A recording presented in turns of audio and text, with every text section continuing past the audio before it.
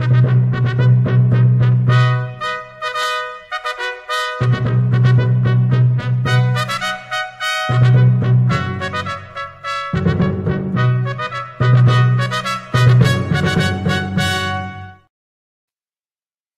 evening, ladies and gentlemen, and welcome to a new edition of Quods Get Gold. For those of you who are new to this exercise, I'm Sol Montez Bradley, and this program started as a means of bringing the world to Quod Verum users a long time ago, and we opened it since to the general public. The world, 1 hour at a time. If you like what you see, please click on subscribe and notifications. And right under the video in the description, you will find a link to donate to the Gold Institute for International Strategy. It is a 501c3 corporation. Therefore, your donations will be tax deductible to the extent permitted by law, and it will allow us to continue our work in the Institute and continue to bring to you the world. Tonight, I have a good friend and the vice president for strategy at the Gold Institute, Adam Lovinger, who's just published a book that I have to say, while I followed his efforts to write it for a number of years now, it is amazing. Even though I knew much of what was coming into this, I cannot drop it. And it tells the story of the deep state from a unique perspective. So without further ado, and let Adam introduce himself, I'll bring you Adam Lovinger.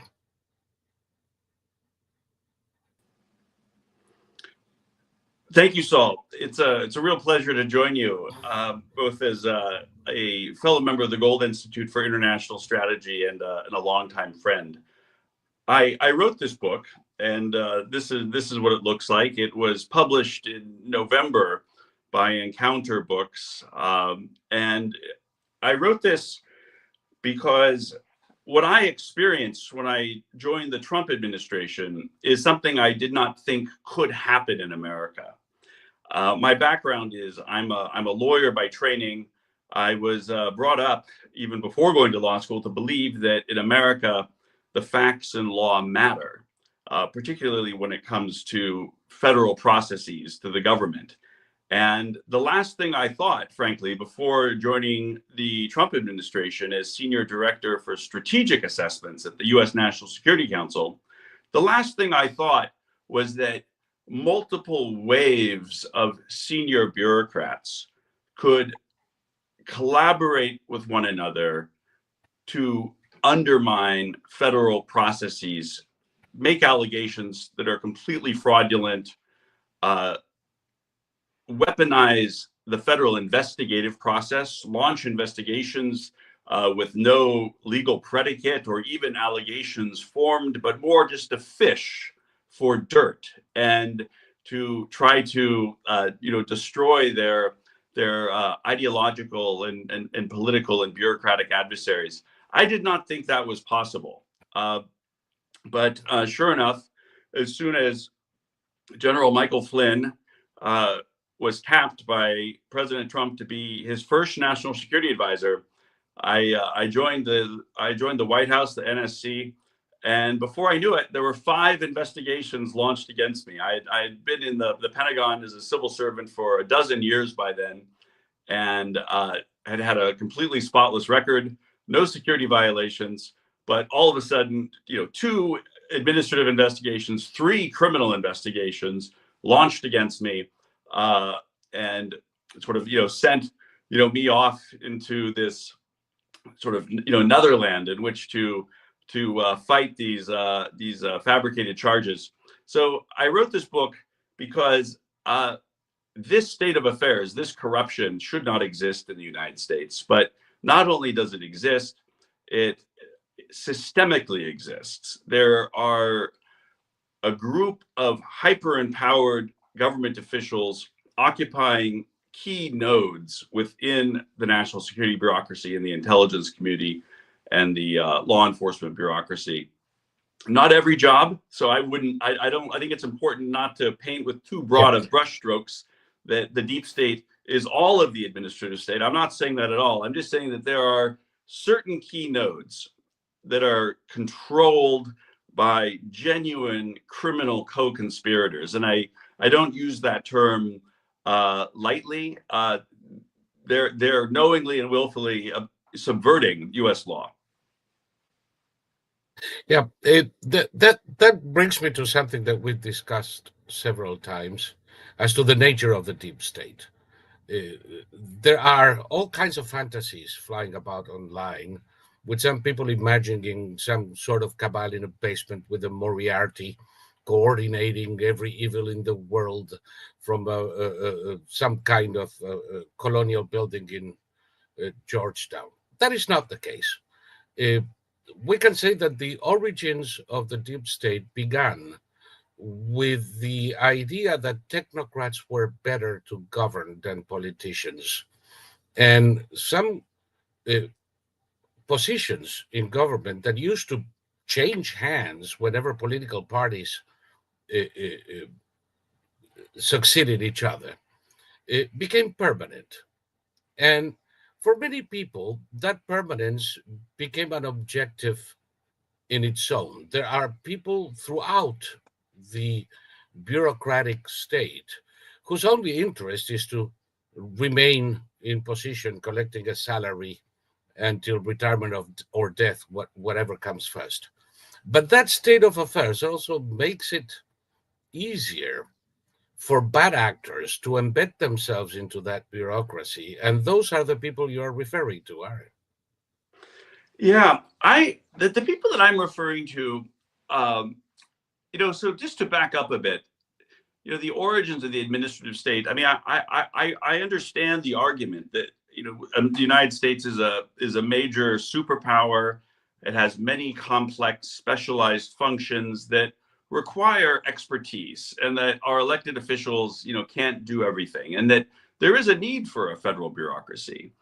I think that working properly, and there are examples throughout history when bureaucracies have worked very well. For example, the British Colonial Office, the British Foreign Ministry, during the 19th century. I mean, there were some very rigorous exams that had to be passed, and there were standards that were quite impressive of lawfulness. What I encountered, and the problem I have, is the lawlessness of certain hyper-empowered senior government bureaucrats.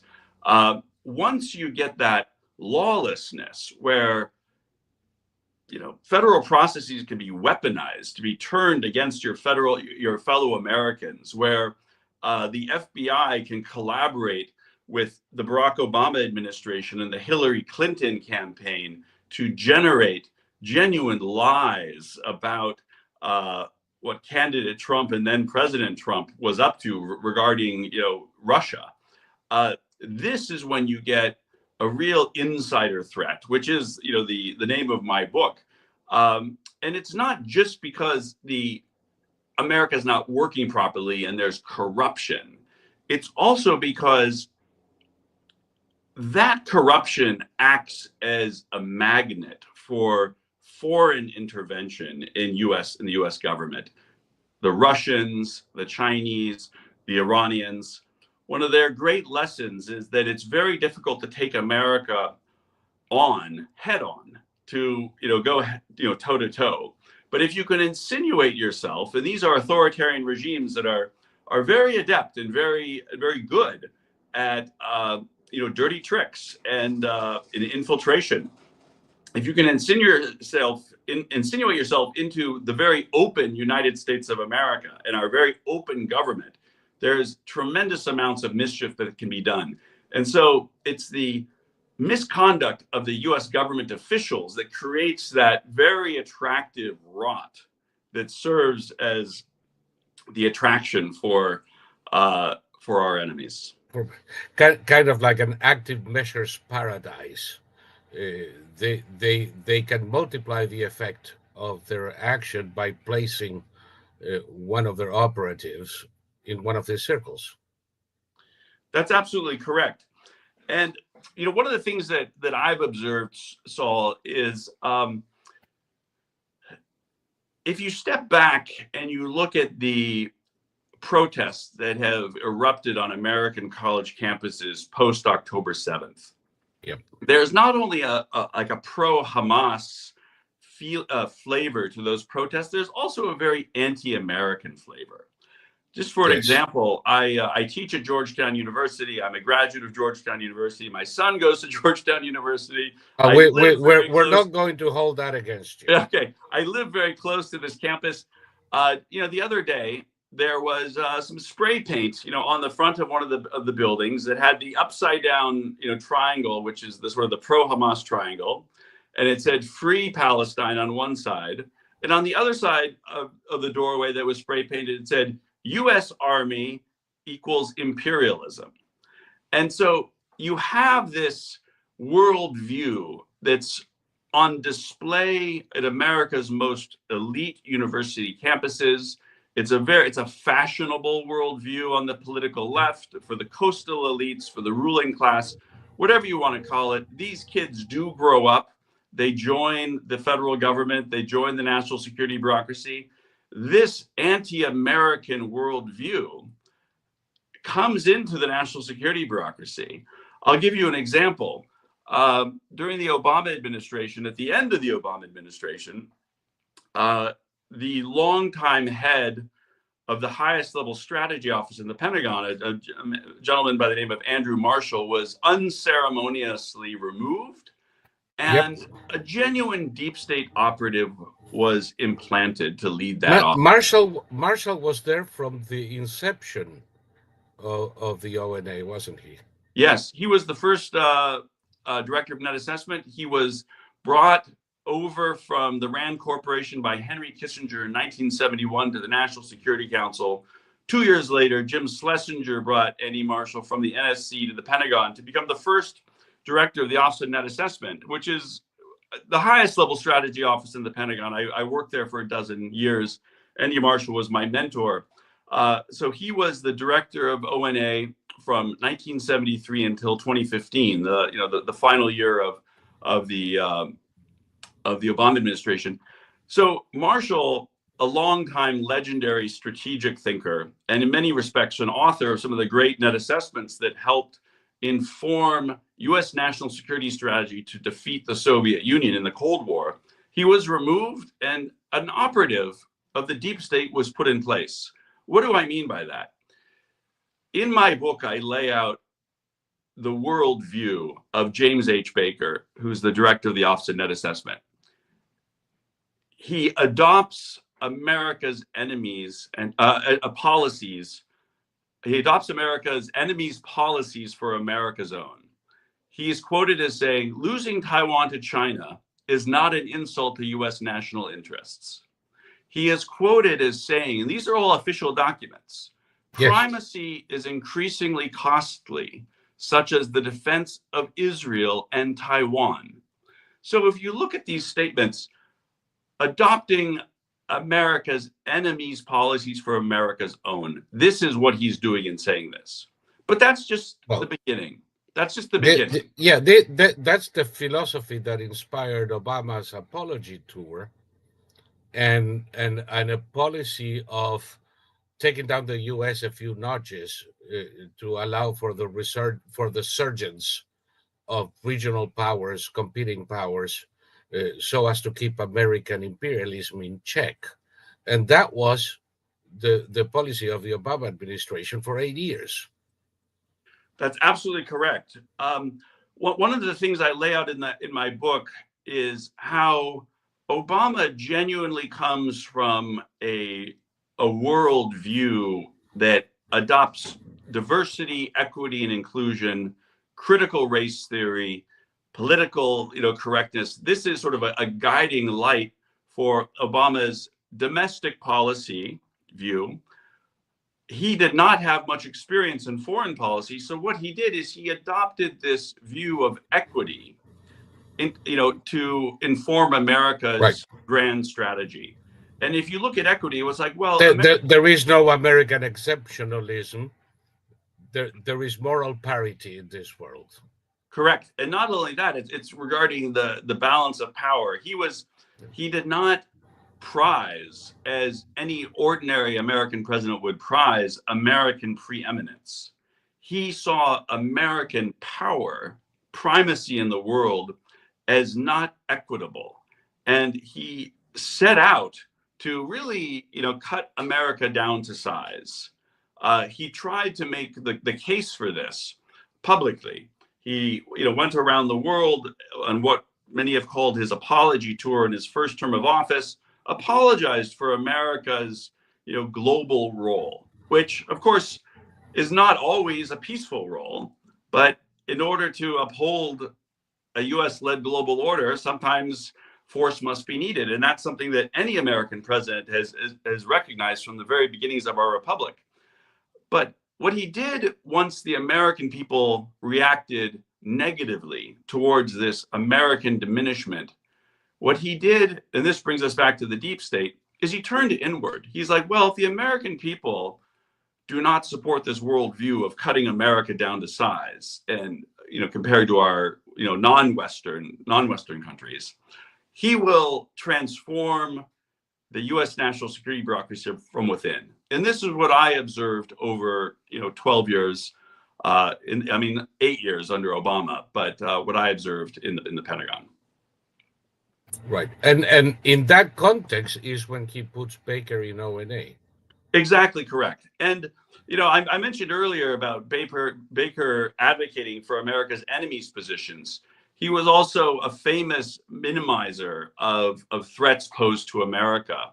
In the year 2017, after China had established its first military base in Djibouti in East Africa, Baker, goes and says that China's, role in the world is entirely regional.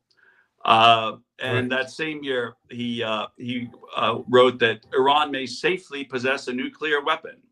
So this is a worldview that it's about equity. And in this regard, regarding Iran, it's about, Israel, which is a close U.S. ally, has nuclear weapons. He wants to balance Israel with Iran's nuclear weapons. Right. Yeah. You know that I as I hear you now, I can't but chuckle inside. China as a regional power, that's why they have a naval base in Djibouti controlling access to Bab el Mandeb, Right. which has proven to be as vital as we thought it was when we first spoke about it 6 years ago. Yeah. Satellite arrays in Argentina, ports in Peru. Apparently, that is all part of the Chinese region that extends from Mexico to Madagascar. Yeah, it's and this classic sort of soft peddling of threats to America. This is it's not only the sort of the DEI and critical race theory worldview implanted into the national security bureaucracy. It is also genuinely the talking points of America's enemies. America's enemies have really feed the deep state talking points. And this is something that the evidence is at this point overwhelming of this collaboration. I lay out a lot of it in my book of the Office of Net Assessment collaborating not only with the former head of Russian foreign intelligence and Stefan Halper to generate the sourcing material for the Steele dossier, which then became the basis for the Hillary Clinton smear campaign of Trump, otherwise known as the Russia collusion hoax, but also, sharing adversary classified intelligence with the suspected Chinese spy. Real genuine subversion, heavily documented. And, this is the insider threat that I name in the book. Let me put it there so people can see the cover. That is the insider. By the way, you just mentioned Stephen Halper. He's one of my favorites. People don't know this because the media hasn't picked up on good old Stevie yet. He was the alma mater behind the Cambridge. It was an institute. Yeah, the Cambridge Ah, Security Initiative. Yeah. the Cambridge Security Initiative that was closed down amidst allegations that it was operating as a spy ring for the Russians, together with Dearlove. He had a great participation in a certain school in London, in Rome, and a society, and a think tank in London, uh, that where FBI and CIA and Pentagon officials were sent to learn about the world as it is in very peculiar terms. He's also a Rhodes Scholar, unlike Bill Clinton, who never finished his studies. So, however much they say he's a Rhodes Scholar, he isn't. A requirement was to graduate.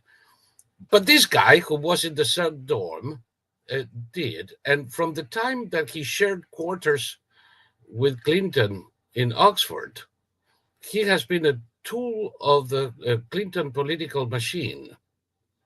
And all of a sudden, he is, leading uh, operations that are eventually deemed to be Russian intelligence operations by the English government, and by anybody with a half a brain.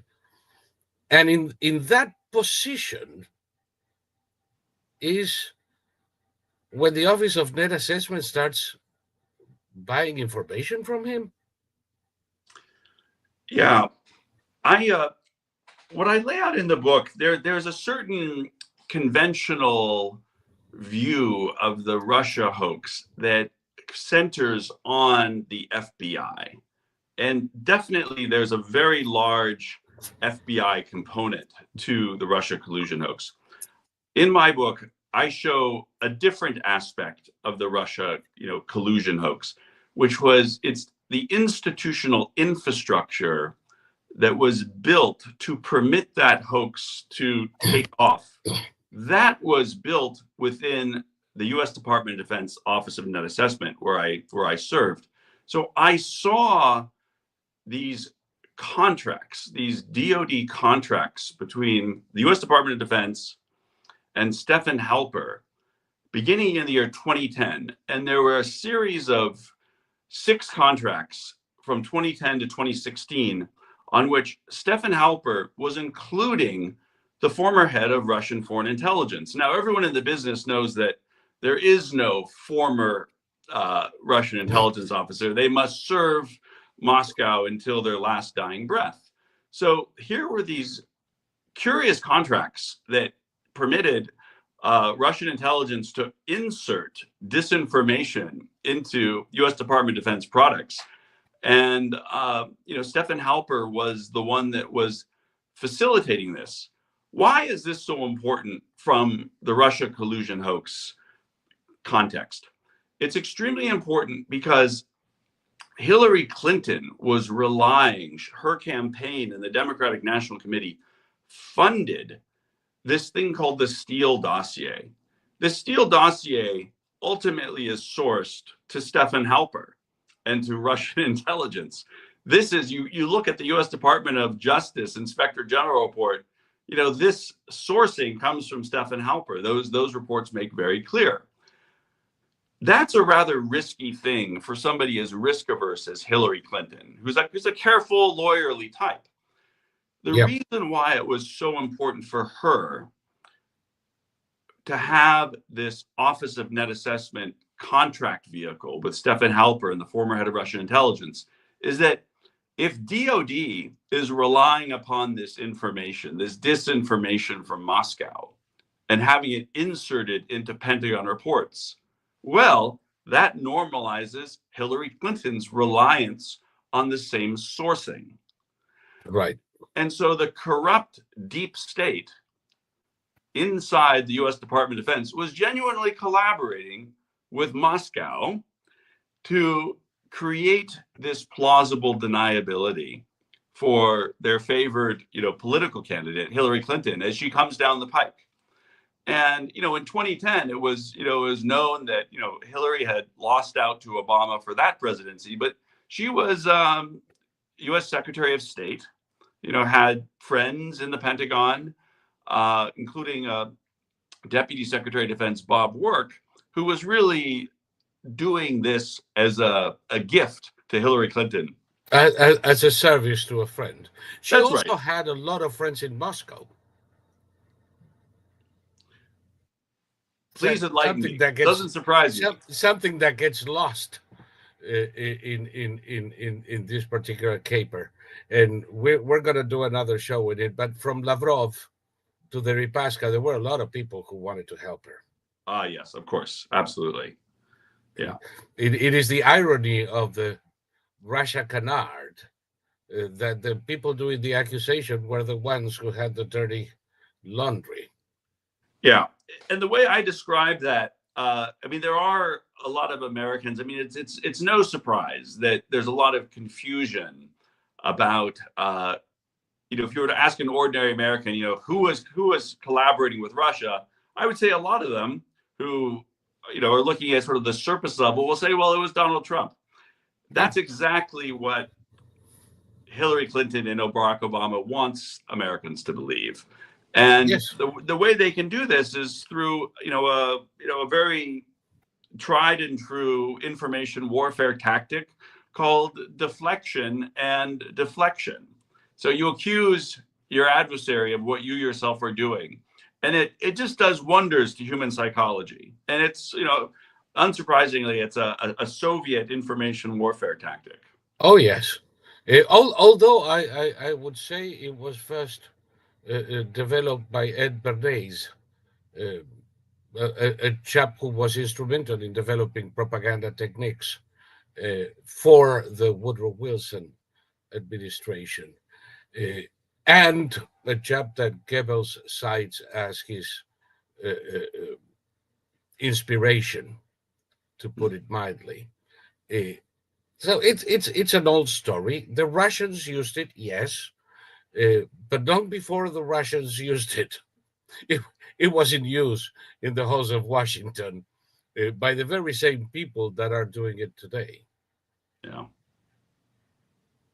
It's a rather interesting phenomenon. So, but Hillary had more friends inside the Pentagon than you mentioned, and people essentially feeding narratives through the Office of Net Assessment into the administration.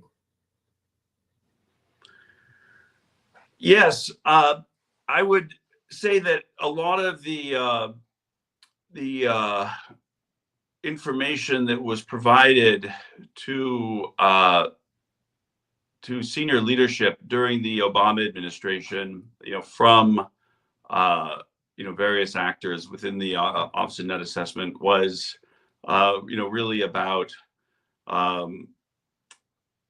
frankly, undermining U.S. interests, undermining U.S. allies. The flip side of the coin of undermining U.S. interests and actively undermining U.S. interests and U.S. allies is simply just by not even doing your job. One of the Right. things in the course of my research I discovered is that the Office of Net Assessment only has one statutory duty. So under federal statute, the Office of Net Assessment is required to produce one net assessment at a minimum a year. And what is a net assessment? A net assessment is really a strategic assessment of how the United States stands up vis-a-vis America's competitors. And so the term net is about the power relationship, because gross power is irrelevant in a vacuum.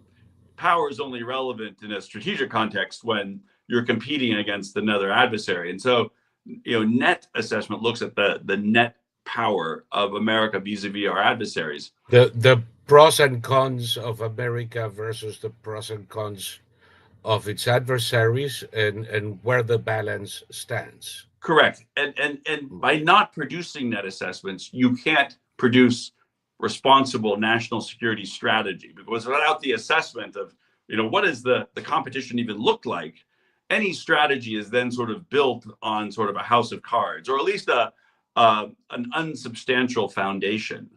And so during the entirety of the Obama administration, there were no net assessments completed by the Office of Net Assessment, because what's the purpose of national security strategy? It's to ensure American preeminence and uphold the which U.S.-led no global longer order. interested in. Right. Yeah. Holy cannoli! You know, the more I listen to you, I don't know if I get more depressed or more incensed, or probably a combination of both. Because what was happening at at the Office of Net Assessment was also happening at the State Department. It was definitely happening on steroids in the Department of Homeland Security. So it is the entirety of the national security and intelligence communities.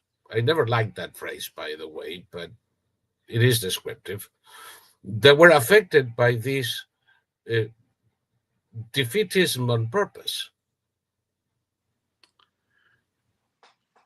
Yeah, no, I think that's entirely accurate. You look at, for example, the entirety of the of the Biden administration. You have Secretary of State Blinken making these repeated trips to the Middle East to accomplish really nothing. There's this sort of extraordinary lack of interest within the national security bureaucracy, the foreign policy community, to actually win America's wars. We spent 20 years in Iraq and Afghanistan without winning. There were no net assessments to inform those long wars. You really have to ask yourself, what is going on here? And just this last summer, there were 3 U.S. House of Representatives committees that collaborated in an investigation into the Biden family. And they concluded that the Biden family had taken tens of millions of dollars from the Communist Party of China, from Yep. PRC related interests. You look at the Hillary Clinton Foundation, many, many millions of dollars, tens of millions of dollars from America's enemies. Yes. The Russians were great funders of both Bill and Hillary Clinton, as with the Chinese. You look at these elites and the collaboration between these elites and America's foremost enemies. No wonder we're losing so much. No wonder we can't win our wars. No wonder there's a deliberate subversion of the capacity of America to craft net assessments to inform national security strategies. So we enter wars, we send our young Americans, the best and brightest, off to fight these wars at the prime of their life, and they're turned into. And we betray them. Yeah, we betray them. And we betray them. Let's use the word, because these were and are eminently winnable wars in fairly short order. It is almost by design that they languished. What Obama did in 2011 in Iraq is set it back 7 years. By the time he was done, set it back 20. And this is done, I would venture, on purpose. In the meantime, I don't know, the brother of Joe Biden was making mint with contracts in Iraq and Afghanistan. I'm awaiting a pardon for him any day now. And these people make money in association with America's enemies, undermining America's efforts to bring a little bit of order to this world, which is, I would propose, vital to protect America's interests and its economy. Yeah, I think you're absolutely right, Saul. If you look at a lot of think tanks around Washington, D.C., you look at various foundations, you look at a lot of American universities, they get foreign money. And one of the curious things is they don't get much money from our allies. They get money from our enemies. For example, my own alma mater, Georgetown University, it has a campus in the country of Qatar. Qatar, of course, is one of the greatest sponsors of Hamas. Hamas is a U.S. terrorist organization. And so it makes perfect sense. If you're an enemy of the United States of America, you want to insinuate yourself into American institutions to bring this country down. There is no greater. And to whitewash their image in the process, Exactly. so And that there's those very students you're referring to look to Qatar as an example of development, and they don't realize what it is they're looking at. exactly. And you get this insinuation, and of course, there's no greater prize for our enemies than inserting themselves into our national security bureaucracy, into our military, into our highest level strategy office within the Office of the Secretary of Defense, where this subversion takes place, as I lay out in my book. And it's really a horrendous state of affairs. I talk in the last chapter of my book about one of my students at Georgetown, and Georgetown has a special relationship with the Pentagon, and that some of its most promising officers, rising up through the ranks, they get a master's degree at Georgetown, and that sort of is a springboard to an even higher level command. They Right. become my students. I had one West Point graduate, a U.S. Army captain, in my class. And after seeing the way the deep state went after General Flynn and went after myself, he comes up to me, he says, "Professor Levenger, based upon what happened to you, I no longer have any confidence in the Pentagon to have my back when I'm deployed in war zones overseas. I'm going to do my time and get out." So you mentioned the term betrayal. This is a genuine betrayal. Yeah. We are betraying our best and brightest, this Yes. deep state. And so, one of the things that we see a lot in the press these days is the corporate mainstream media attacking Donald Trump's plans for dismantling the deep state. And of course, at first, the mainstream media was denying the existence of this Yes. criminal conspiracy. It's a conspiracy theory. Yes, exactly. David Ignatius of the Washington Post called it Trump's crazy talk. That's Yeah. the deep state. Now, David Ignatius, we'll talk about it one of these days, is a perfect example of a plant of foreign enemies into our media. There's a lot of evidence in that direction. There's a lot of evidence. David Ignatius, he leaked this this phone call that Mike Flynn took Yes, from with the Russian Kislyak. ambassador. It was a classified document that was leaked. David Ignatius reported upon it.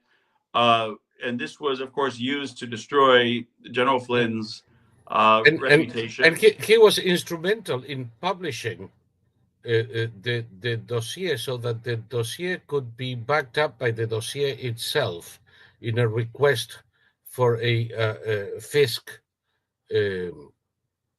order to investigate General Flynn. And David Ignatius was instrumental in the caper to use a document as a proof of the existence of the document, or the veracity of the document, in a most sophomoric way, I should say, but it worked. Yeah. What Ignatius was doing is again, it's a tried and true technique of creating an echo chamber.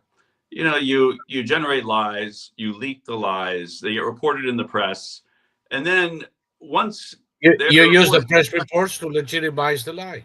Exactly, they can be echoed elsewhere, and the more these lies get echoed, the more they become legitimate in the eyes of official Washington and many people. So you're absolutely right. There is a genuine collaboration between the deep state and the media. In my case,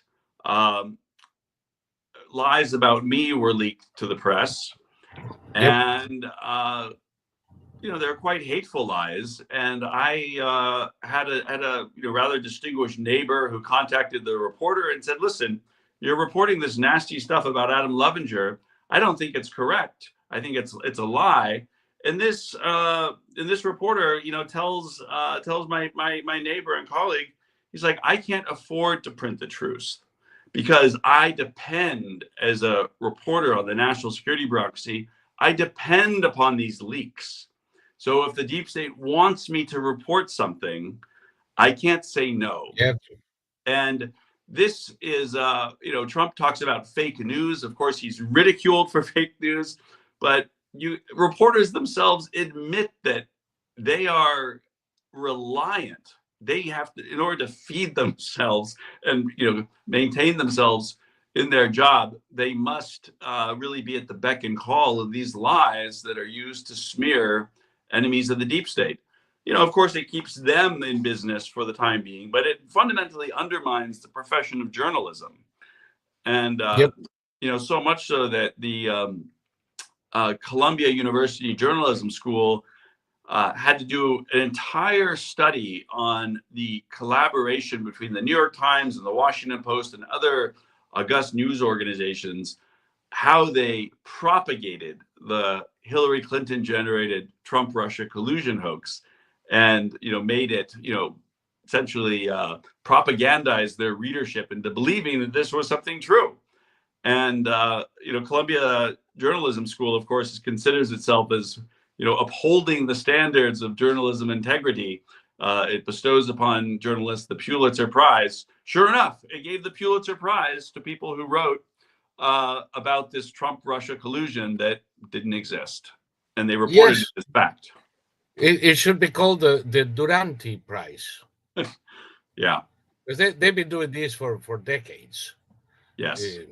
You publish Stalin's propaganda as your own articles, you get a Pulitzer and recognition for life. And when finally it is discovered, nobody cares. Yeah. But a lot of people died because of that. And Absolutely. they're doing the same thing now. What they did to you, we just blew through 3/4 of an hour. So in the last 15 minutes, what they did to you, the reason you are here discussing your book, is one of the most obscene cases of corruption that I have witnessed, and I have lived in countries that are notoriously corrupt. The way that you were set up, I don't know if you want to talk about that or not. The way that you were set up so that they could sideline you and eliminate you as a threat. It is something that I never thought possible I would see in America. Yeah. No, I got to tell you, Saul, it's something I didn't think was possible either. One of the things I have to say, I do, it is somewhat eye-watering, the extent that they went to go after little old me. I mean, I'm not an important person. I'm not a national figure. I was a civil servant, not even a political appointee, but I just so happened to have been tapped by President Trump's national security advisor in this first term to come in and make sure we had strategies to win our wars. I mean, that's why I was appointed senior director for strategic assessments, because there was a recognition that we were strategically blind in Iraq and Afghanistan and China, and that there was this genuine subversion of America's capacity to preserve our preeminence, to preserve American primacy, to uphold this U.S.-led global order that Trump had inherited from the Obama administration. And so because I believe that the reason why I was targeted with the ferocity that I was, and I lay out in the book, is not so much because of me, but it's because of what General Flynn asked me to do. It's like, let's ensure America has strategies to win our wars. That was my job number one. Number two, let's clean up this deep state that fundamentally undermines this capacity. And this was just it was like a nuclear bomb went off. And I mean, the investigations launched against me. I had a naval criminal investigative service, counterintelligence, counterterrorism investigation launched against me. Why? Because I had gone to Costa Rica with my family to on holiday, where my wife is from. I mean, the most like crazy pretexts. But the whole point of this is that No, well, we, there's we we all know the influence of the Costa Rican mafia. Uh, right, right. And one of the crazy things about that investigation was that they had launched the investigation first and then only learned about my going to Costa Rica later. So right. I mean, it's like this retroactive Yes, we, legitimization of we what they're we doing. we can adjust along the way. Exactly. It's Eh, just like, and the thing is, it's so flagrant, which is something that it should be worrying to Americans. And that, I mean, they don't even try to weaponize the federal investigative process in a sophisticated way. They just do it lazily and easily. No checks and balances. So No, I know we're running out of time. I'd like to kind of end on a positive note, if you don't mind. And that is that absolutely. and that I do think that there is now a recognition amongst ordinary Americans, and polling shows this, that there is a criminal conspiracy within the U.S. national security bureaucracy that works against America's interests. That is known. I'm hoping that my book will show that there is a more sinister element of that, which is that the deep state is genuinely a tool of the Russians, the Chinese, and the Iranians to undermine America from within. That's also important because typically, when you have, the clear hand and fingerprints of America's enemies on this deep state, this should crystallize our appreciation for this. The other thing that is encouraging, Saul, is that I talk about finding what I call the deep state playbook on my computer in the Pentagon, I mean, in the Department of Defense. And the tactics, the techniques, the procedures, the way the deep state weaponizes the federal investigative process to target their adversaries is a very rote thing. And they do the same thing over and over again to all of their adversaries. I'm by training a national security strategist. What I can tell you is that when your enemy does the same thing over and over again and is actually relatively constrained within operating within a bureaucratic framework like the deep state is, that is a perfect opening for a counter strategy to bring in Right. accountability, because there's not the infinite room for maneuver that an adversary would want. They're kind of boxed in. And all we need to do to rein in the deep state is to inject government accountability. When laws are broken, when crimes are committed, at the very least, those who are committing these crimes should have their security clearances suspended immediately as a precautionary measure, not necessarily as an allegation of guilt, but this is No. a national security threat. Suspend the clearance, investigate them. Nobody does this, Saul. These deep state operatives are they're never touched, and that is that impunity encourages this lawlessness and this rot, and continues to be a powerful beacon to America's adversaries. It's essentially advertising, come in and do what you Yeah. want to do, because America is defenseless, because it has this internal rot that can be exploited. Yes, you mentioned China and Russia, but lately we've had quite a few reports of Iran infiltrating the Department of Defense and Homeland Security. And Iran is not this big power. It's a rather pitiful non-power, and yet they're able to position their agents, their spies, their operators at high levels in the White House, in the Department of State, in Homeland Security, in the Department of Defense. it's like we have not even a revolving door, an open door. Yeah.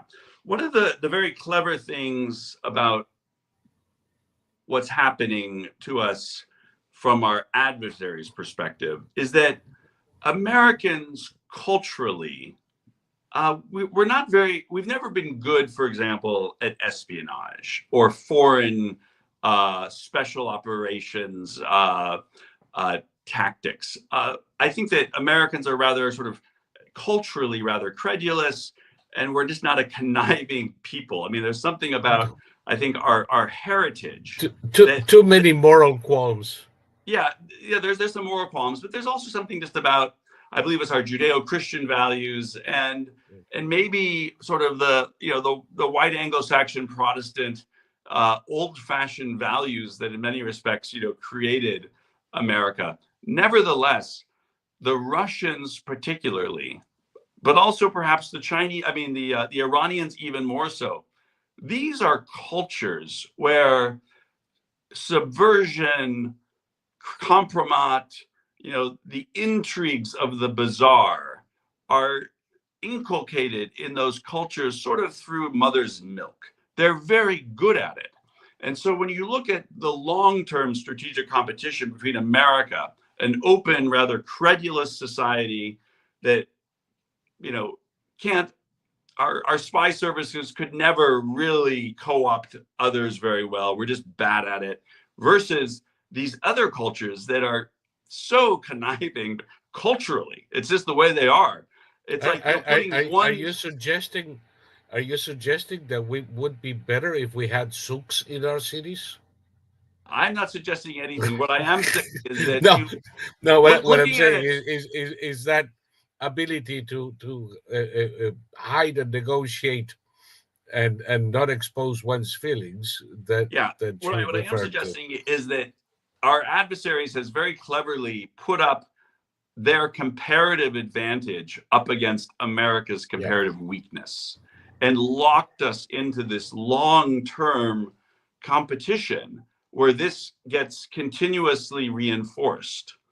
And so this is the strategic insider threat of the deep state. It gets hooked up with America's enemies and it does tremendous damage. So And to end up in that optimistic tone, do you see us having any success in the, if not immediate, in our midterm future in dismantling this? I do. And I'll tell you, I think one of the greatest indicators that we should have some hope is that President Trump himself is not a Washington insider. There's a lot of American politicians that must do, they sort of work their way up the ranks of the American political process. And in order to do that, they almost always must strike deals with the deep state. Trump was and remains an outsider. He has never had to make those dirty deals in order to get to the next rung of politics. He's always come in right at the very top. That's number one. Number two is you look at his picks for cabinet officials and others. He's choosing some rather unconventional, un-Washington type choices for some of these key agencies. He that to me shows that he's got more confidence this time around as president as he did the first time. The first time he won, and he put in people like Rex Tillerson and Jim Mattis in these high-level positions, and these were real insiders, and they were not representative of the drain the swamp ethos and promise that Trump had run on. This time around, I think he is choosing some, you know, more aggressive choices. Kash Patel as the head of the FBI is a fabulous choice. He understands the pathologies of that organization, and he has very good ideas on how to dismantle that corruption.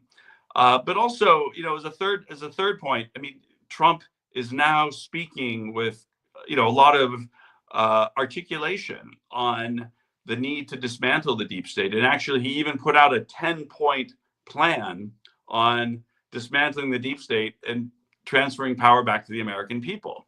And there's some very intelligent points in that. And so the will is there, the personnel is there, the policies are there. Now, of course, comes the execution. But everything up until this point suggests that we are on the path to recovery, and but also this means going to war with the deep state. So we'll see, if they fold or if they fight. That remains to be seen. I don't think they're going to go down without a fight, but I trust that they can be defeated. Now, two more things just on the way out. Where do people buy your book? Well, thank you for raising that, Saul. So it's available on Amazon, and I'm happy to say that since it was published on November 19th, so it's about a month ago, it has been ranked as the top new release in 3 categories. One is public policy and administration, the other is administrative law, and the third and most recent one is military policy. So the book touches all those subjects. I didn't even know what it means to be a top new release. That doesn't mean it's a bestseller. It means that the velocity of sales is high. Yes. It means it's selling. Yeah, it means it's selling quickly. So, I mean, that's great. So number one, people can go to Amazon, or I assume any other website that sells books. Correct. And I'm about to make you a proposition, but one that you can tell your wife about. How about anybody who donates $250 to the Institute gets a signed copy? That's more than fair, and very, very happy to do that. So let me do that, and you will have to do nothing but sign them. So for everybody watching, there is a link to a donor box for the Institute. Donations to the Institute are deductible as much as the law will permit as a 501c3. And if you make a donation and in notes add Lovinger of $250 or more, we'll make sure that you get a signed copy from Adam. And with that said, I hope I can get you again. There are so many subjects that I just thought of. You are a wealth of information, sir. Thank you, Saul. It's always a great pleasure, and thank you for doing what you do. It's your platform is a great source of education, and there's a lot of secret goings on that are not covered by more mainstream media, and so to make sure that people are informed about what's truly going on, I'm glad that they can come to you. Yes, without going into the wilderness like so many do. Right. But thank you so much, and I know that you have to leave. So good evening, Adam, and thank you for participating today. My pleasure. And now that we have come to the end, I hope you have enjoyed the conversation with Adam Lovinger, and that some of you at least will contribute to the Institute, that it might continue to do its great job of finding real answers to America's quandaries. And that's it for tonight. Again, thank you so very much. And I'll see you at the next edition of Quods Get Gold.